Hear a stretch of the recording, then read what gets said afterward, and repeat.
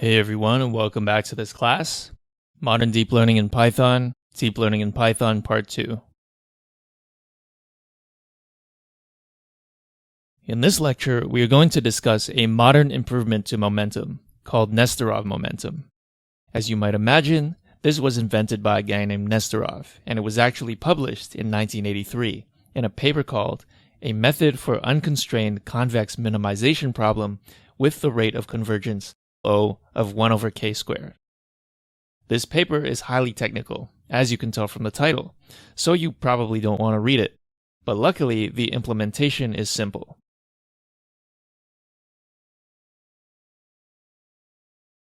The basic idea behind Nesterov momentum is this. Instead of just blindly using momentum to keep going in the direction we were already going, let's instead peek ahead by taking a big jump in the same direction of the previous velocity and calculate the gradient from there. Then, we use that gradient to update our velocity instead. So in a way, it's peeking ahead and then course correcting based on where we would have ended up. We can see that in this image, the blue vectors represent where we would go if we were using standard momentum. The brown vector represents our peek ahead value. Notice how it's in the same direction as the blue vector. The red vector is the gradient at the peek ahead value. Finally, the green vector is just the vector addition of the brown vector and the red vector.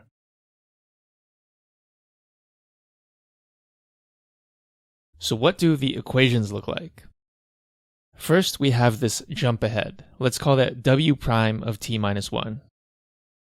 Notice that we don't make the full jump by adding w plus v, but rather we weight the velocity by mu.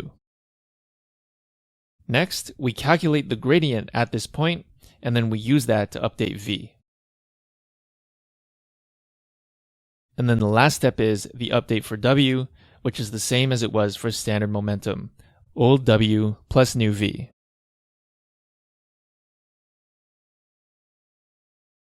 What's interesting is that in practice, this is not how Nesterov momentum is usually implemented.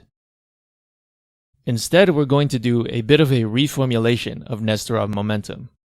First, let's go back to our definition of w prime, which is our look-ahead value of w. It's where we want to calculate the gradient from. So we can define w prime of t and w prime of t minus 1 using the same definition. We're just plugging in t minus 1 instead of t. In other words, these are the look-ahead values for w at 2 consecutive steps.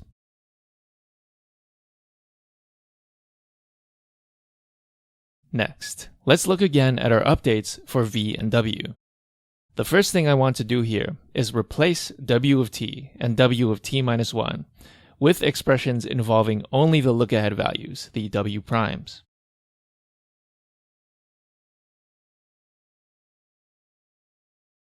Now let's move mu times v of t from the left side to the right side. We can see that two terms depend on v of t, so we can combine them.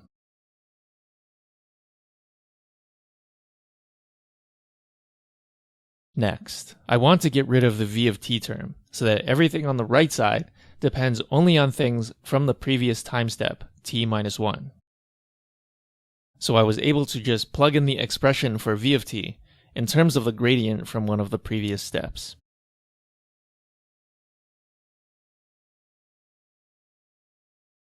The next step is to combine like terms. So we see that v of t minus 1 shows up twice. Now we can see that the mu times v of t minus 1 terms cancel out, so we're left with just mu squared times v of t minus 1. This is the equation you'll often see when people are discussing Nesterov momentum.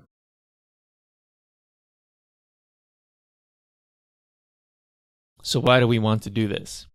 It's useful for comparing it to non-Nesterov momentum because they kind of have the same form.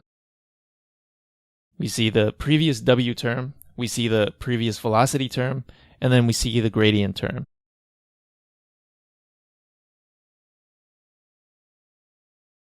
We can also phrase this in terms of v of t instead of v of t minus 1, which is what you're going to see later. If you plug in the expression for v of t into the second equation, you can see that we end up with the same thing we had before, in case you want to check that these two forms are equivalent.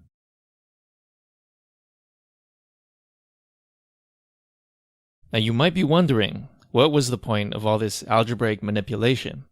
How is this formula useful? Well, we can see that we've expressed the Nesterov momentum update entirely in terms of the look-ahead W's.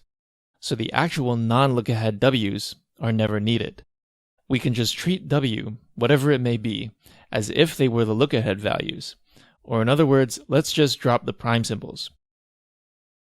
So similar to regular momentum, we proceed in two steps. First, we calculate the new V from the old V and the gradient, and then we update W using the new V. The only difference now is that the equation we use for updating W is slightly different.